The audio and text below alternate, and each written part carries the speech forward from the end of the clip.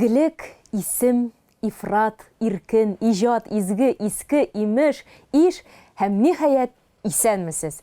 Біз бүгінгі тапшыруны И хәрефенә багышлыйбыз. Киттек.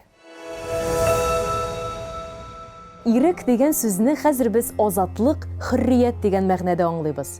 Урам шаулап, бүрек шыйып йөрдек. Ирек чыкты имеш, сөендек. Ә кем хөкем йөртә? Байлар. Тот менә, мә сиңа ирекне. Хәсән Туфан шулай дип язган. Ирек сүзенең борынгы мәгънәләре ул көч, куәт, ихтыяр, хакимлек. Борынгы төрки телдә ирек сөрү, ирек тарту, идарә итүне аңлаткан. Көч, куәт дигәч, ишан турында да сөйлим әле. Ишан суфый остазның хөрмәтле исеме, чөнки аның чын исемен халык каршында әйтергә ярамаган. Алим Гафуров 1929 елда тау кышлакларының берсендә булган хәлне мисал итеп китерә. Халыкның шөгыле турындагы мәсьәләне ачыкларга кирәк була. Шунда кышлак мөгаллиме исемлектән укып, кешенең исем-фамилиясын әйткәч, ул кеше урыныннан торып, тиешле мәгълүматларны бирергә тиеш була. Чираттагы исем-фамилияны әйткәч, җыелышта сәер тынлык урнаша.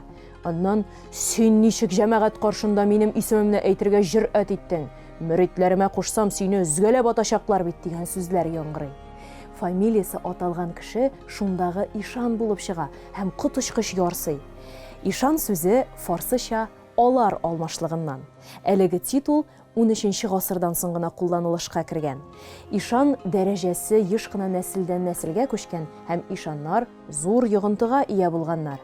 Моны исәпкә алып Габдулла Тукай да, чөнки һәр кем үз уенча зур ишан дип язган.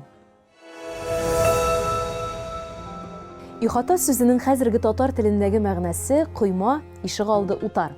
Гарәпчә шушы ук сүз белән койма киртә дигәнне дә, койма белән тотып, уратып алу гамәлендә, ә русча кругозор дигәнне дә аңлата икән. Ягъни бу очракта ихаталы булу, киң, иркен булу дигән сүз. Ихатаны әһәмият, мәгънә дип тә аңларга мөмкин. Адлер Тимиргалин язуынча, халык этимологиясенә тартым тагын бер фараз бар. Ул ихата сүзенең борынгы төркичә өф, иф, эф, у, ягъни өй, һәм хата сүзләре кушылудан барлыкка килүе.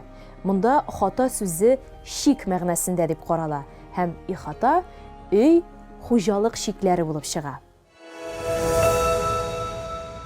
Йорт хуҗалыкка бәйле тагын бер атрибут ишек.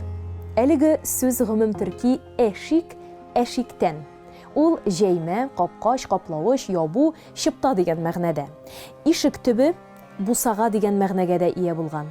Борынгы төрки телдә эшикнең тагын бер мәгънәсе бар. Тәңреләр һәм демоннар бусагасы ишеге.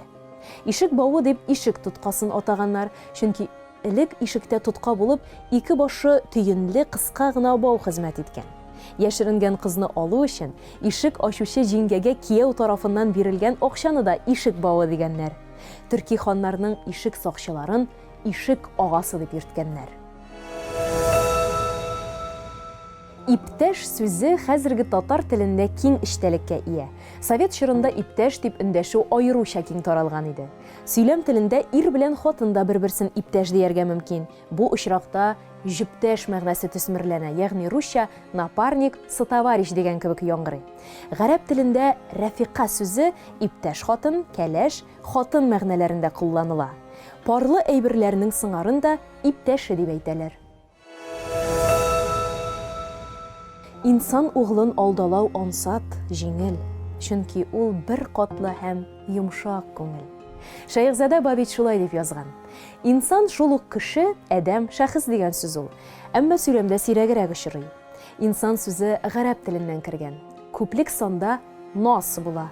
Коръәндә нас, ягъни кешеләр сүрәсе бар. Инсани камил төшенчәсе Аллаһының исеме, сыйфатлары, фигыльләре түгел чагылыш таба торган кешене, ягъни камил кешене аңлата. Иң беренче инсани камил Адәм һәм Мөхәммәд галәйһиссәламнар. Кешелек дөньясында шулай ук кешелеклелек, кешеләрне сөенчәнлекне, адәмдә генә була торган яхшы сыйфатларны, гуманлыкны инсаният дип атыйлар. И хәрефе дигәч, атаклы язучы прозаик, җәмәгать һәм сәясәт дәүләт эшлеклесе Галимҗан Ибраһимовны искә аласым килә. Галимҗан ике кыш туган авылы Солтанмураттан 5-6 чакрым ераклыктагы Кешәкне авылы мәдрәсәсенә укырга йөри. Бер үк вакытта туган авылындагы 3 сыйныфлы земство мәктәбендә укып, русча башлангыч белем ала. Аннары укуын Оренбург шәһәрендәге Вәли мулла мәдрәсәсендә дәвам итә. Уфага килеп, Галия мәдрәсәсендә укый. Соңгысына килгән чорда аның беренче әдәби әсәрләре Оренбургтагы Вәли мулла мәдрәсәсендә үз башыннан кичкән хәл-әхвәлләргә нигезләнгән Зәки шәкертнең мәдрәсәдән куылуы повесте, Гыйшык корбаннары исемле хикәяләре һәм Борынгы ислам мәдәнияте дигән тарихи хезмәте языла. Галимҗан Ибраһимов берникадәр вакыт Казак далаларында, Әстерхан төбәгенең Нугай татарлары арасында мөгаллимлек итеп йөри. Аннары 1909 елның ахырларында Казанга килеп чыга. Казан шартларында яшәгән бу беренче чор яшь әдип өчен шактый уңдырышлы була. 1922-23 елларда Кардәш Казак халкының 19-нчы йөз ахыры 20-нчы йөз башындагы тормыш көнкүрешләрен, гаилә һәм рухлык мөнәсәбәтләрен, гырыф-гадәтләрен гәүдәләндергән әдип иҗатында иң камил әсәрләрдән берсе булган Казак кызы романын язып тәмамлый.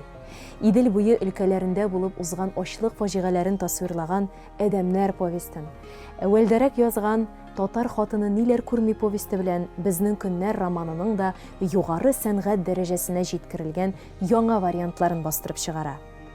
1937 елның 29 августында ул Ялтадагы торак йортында кулга алынып, авыру хәлендә этап белән Казанга озатыла һәм шәһәрнең Пләтән төрмәсенә ябыла.